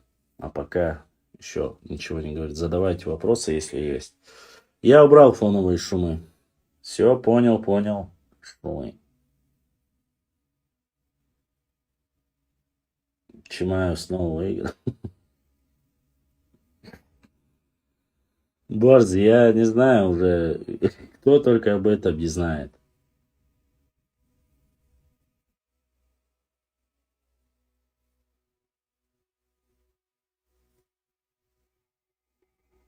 Да, есть такое. Да, мне прислали это видео, там, предупреждение и так далее и тому подобное. Какой-то чувак там с Казахстана сидит, угрожает, рассказывает, что кто-то какие-то земли у кого-то забрал. Ну, находясь где-то в Казахстане, видать, этот чувак ни черта не знает. Получается так. По земельному вопросу все очень просто. Если захочешь, не надо свою шовинистическую натуру перекидывать и в этом обвинять. Надо посмотреть. Михаил Сергеевич говорит: Башлам, а кроме племенного союза аланов другие государства были? Я знаю, что в Арцахе были княжества Нахчерии еще 900 лет назад. Что с ними стало? Он, честно сказать, что стало с ним, растворились ли, я не могу сказать однозначно. Что касается Нахчерии, об этом вполне возможно, что растворились. Кто-то говорит, что многие примкнули обратно, вернулись на Кавказ, сюда, на Северный Кавказ, восточную часть. Вот. Сказать однозначно я не могу, какому народу, как растворились ли они нет, потому что, включая даже Албанское царство, в Албанское царство входили общество нашего народа, помогали, были союзниками. Растворились ли они у них или нет, только ДНК-проект может показать, кому ДНК близкая, кому нет. Башлам, а в 19 веке общий язык, на котором кавказские народы общались, был тюркский во времена Кавказской войны, например. Во времена Кавказской войны тюркский, арабский использовался у нас. Позже, во времена Тештармира Альдерханова, то есть это революционный период, послереволюционный период, использовали латиницу. В более раннем периоде мы находим в горной части нашей Родины, использовали грузинский язык, даже греческий есть, где использовали. Вот. Что же касается других языков, свой родной язык, который у нас был, кроме как устную речь не сохранили. То есть, ой, бьюч был, ногчему от бьюч у нас. Ва алейкум ассалам, Рамзан Аух. Рамзан Аух, если я не ошибаюсь, Рамзан я Этнири, донат.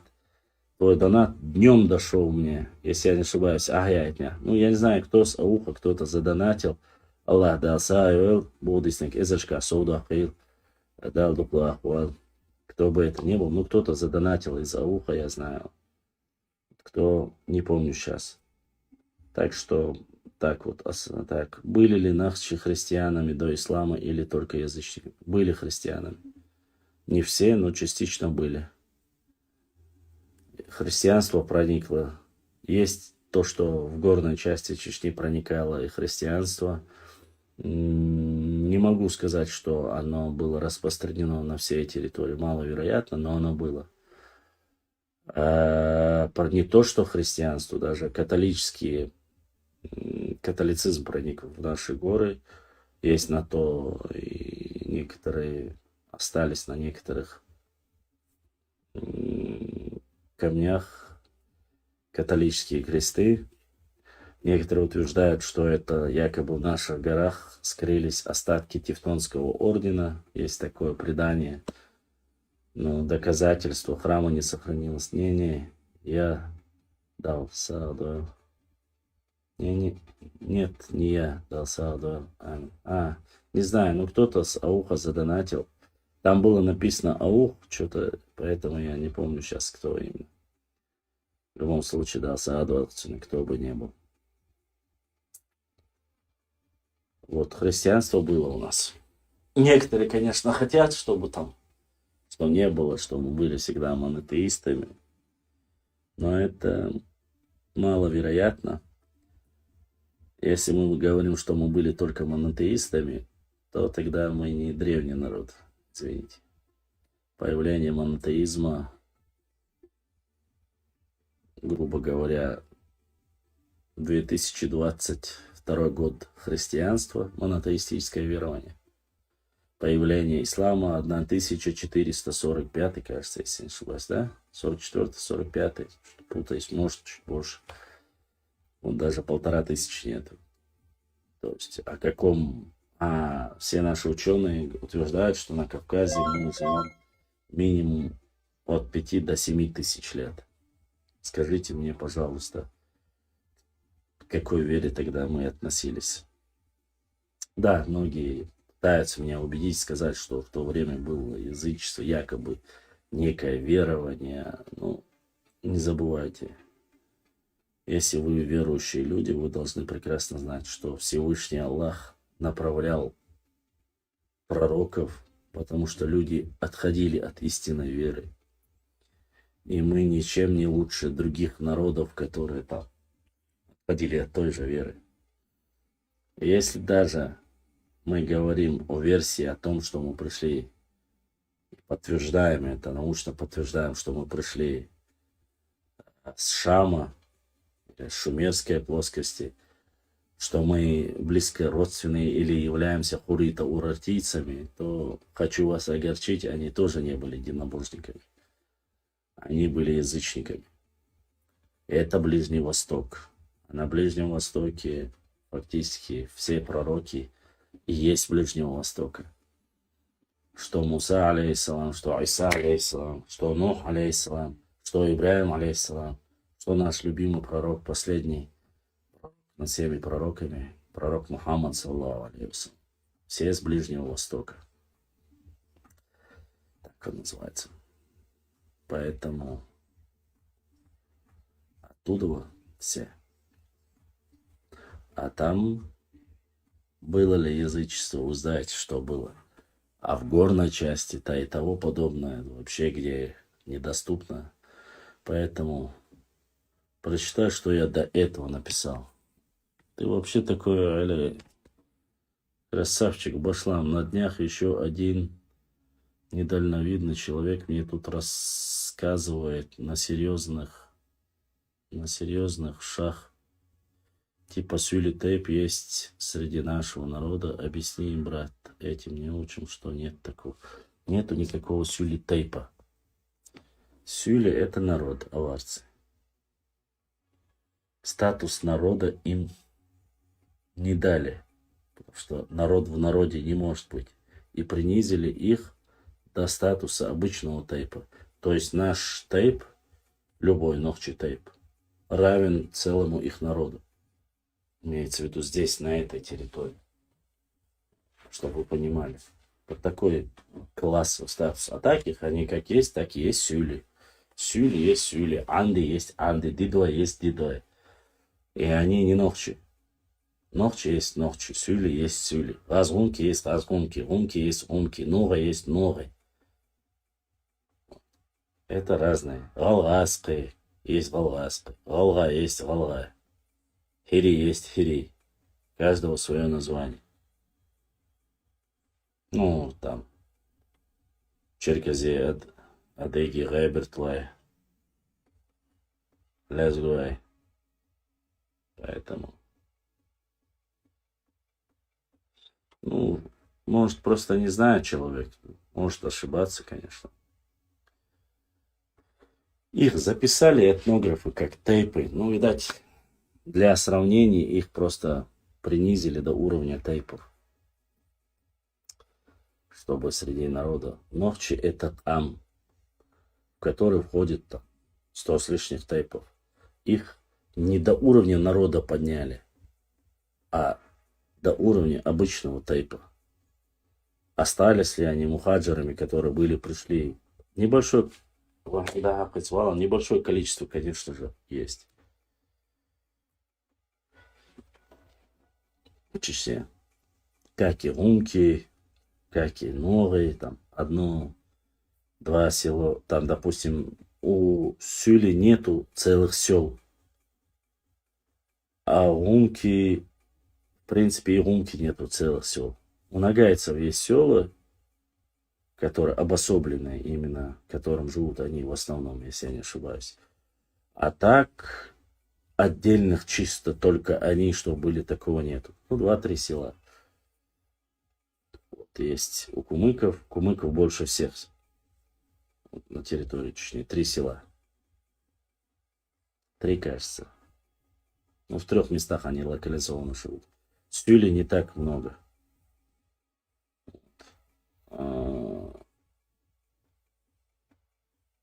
Анды, наши ночи Анды есть, конечно, и так вот. Но это все, даже если совокупности взять, их общий взять, даже нету, не знаю, 1050 их не будет на все население. 0,3 было там, не знаю, или там от 3 до 5% со всего населения. 1 миллион 400 тысяч это однозначно чистые ногчи. Вроде бы так мне рассказывали по стат-данным. Остальные это галгаски, это турки-месхетинцы, нагайцы, кумыки, аварцы сюли. Очень мало. Ну, это только, которые приезжают здесь на заработки. Азербайджанцы. Ну, 1-2 семьи армян. Грузины есть здесь. Вот, из тех, кто близко живет, я имею в виду. Осетины тоже есть небольшое количество. Ну, они ассимилировались такие. 1-2 семьи, по крайней мере, мне сказали, что есть. Единицы. Вот так вот. Ну, это политика Советского Союза, то же самое есть везде. И в Ингушетии, и в Осетии. В Осетии тоже есть ногчи живут. Допустим, в Грузии тоже ногчи живут. В Дагестане тоже ногчи живут. И ничего нету такого. В чем обида?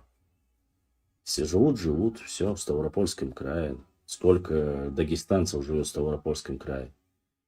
Почти что уже весь Ставропольский край под себя подмяли. Ну, имеется в виду, то, что по границе с ним.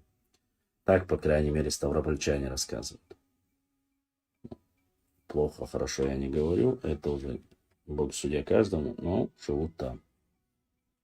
В Калмыкии ногчи живут, потому что трагическая судьба ногчи народа и калмыцкого народа связана. Калмыков депортировали. И ногчи депортировали. В Казахстане тоже есть. Ну, очень странные с Казахстана ногчи. Очень, то есть, в отличие от других наших соседей, которые активно пропаганду против нас делают, все что угодно, наши казахстанские ногчи какие-то. Там Исрапилы, я знаю, там есть там, пару человек, которые выходят более или менее на связь, которые как-то что-то делают и для истории, для своего народа. Остальные такие. Больше с Турции, то Урду Махкари, Хункар Махкари, Нохчи, Алсму, Бук, Она, Осталда, Лоч, Талан Бяш, Маргал Шлябол Бяш, Она, Осталдяш, Казахстане, Нохчич, пассивный был. Сундера, свято, как говорится, свято место пусто не бывает.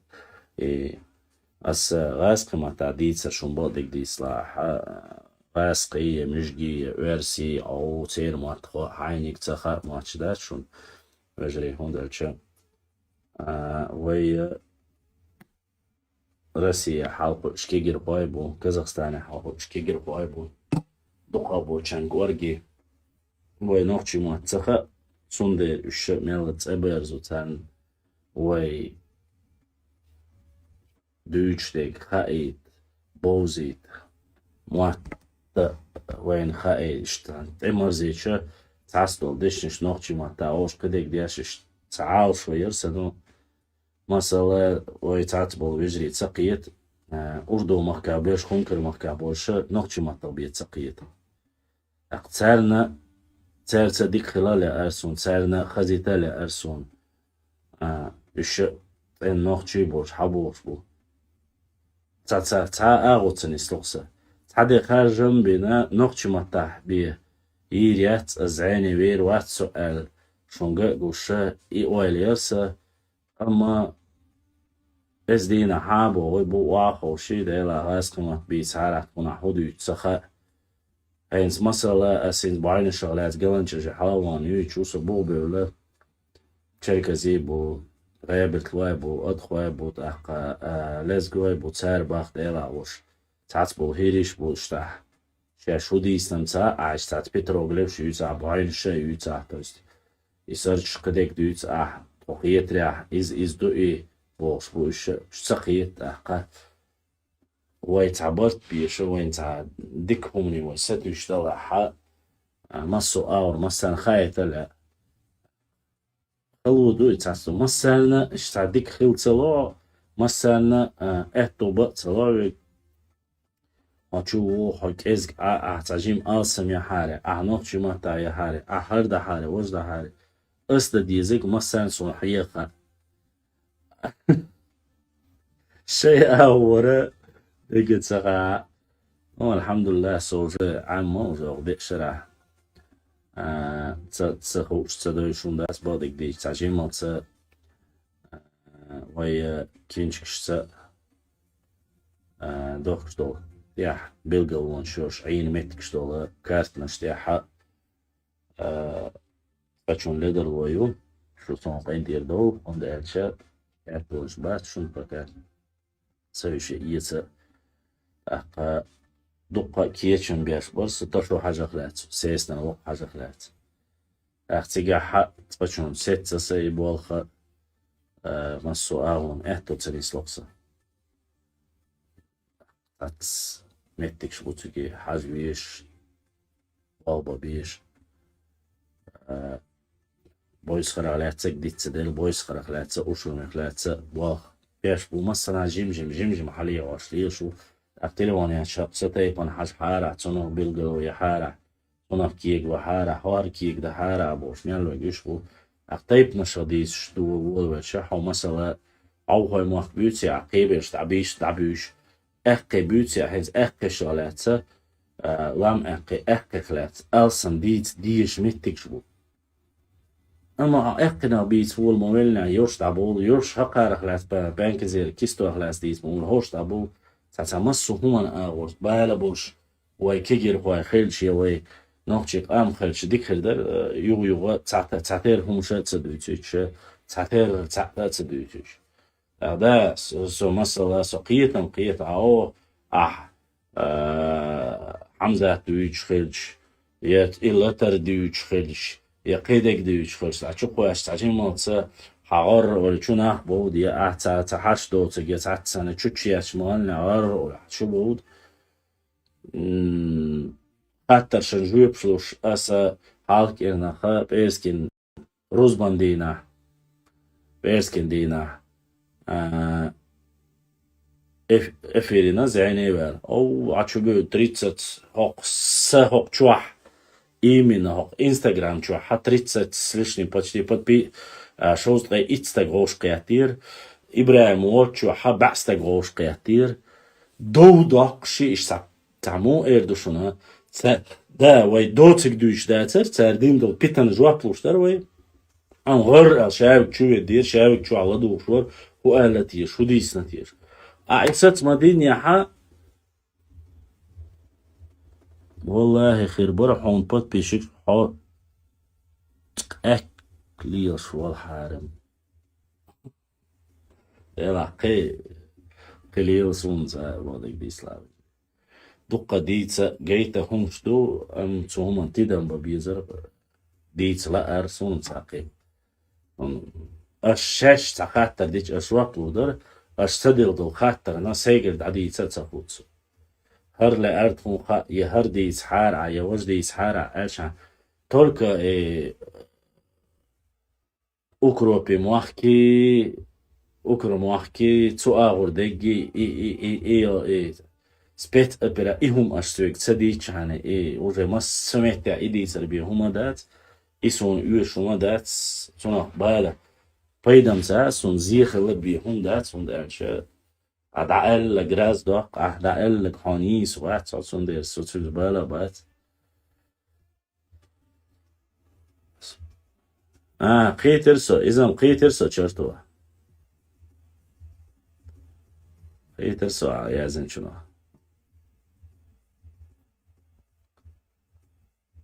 صارمت آغا شوية أو صارمت أولن أحتاك آغا صارمت بالليش خلشم تاقم بادك ديش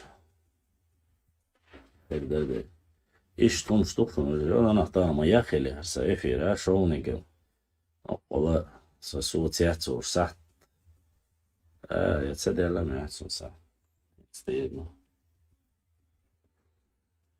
ديلا تعناخيو تسونش Гулло дук, ё молодежь. Дук молодежь голубая. Эла бадик пич. Сбяхкаться был цельно. Амшие кояц.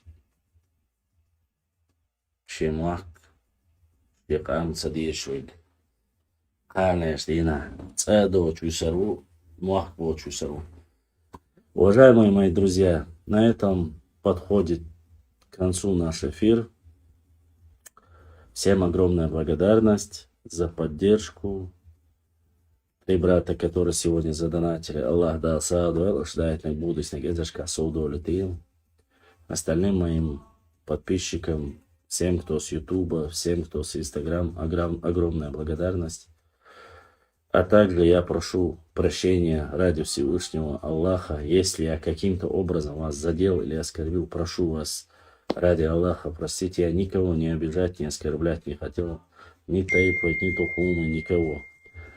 Поэтому это была лишь история, которую я рассказывал так, как я ее читал, видел, слышал. Где правда и истина у Всевышнего Аллаха. Вы можете читать разные книги. Я не принижал и не оскорблял никакие тайпы, тухумы и народы. Я лишь рассказывал свою историю. Каждый волен слушать свою историю, рассказывать свою историю. Мы с вами увидимся, если по воле Всевышнего Аллаха, в пятницу. Как всегда, где-то в 10 или в 11 часов, пятница, суббота, воскресенье. Если не будет вдруг каких-то экстренных новостей. А так, я хочу попросить всех вас, чтобы вы подписались на наш YouTube-канал Bashlam.39 Live. Нажали на колокольчик, заходили через VPN, поддержите наш канал тем самым. И не забывайте ставить лайки, пишите в директ. Ассаламу алейкум ва рахматуллахи ва баракатуху.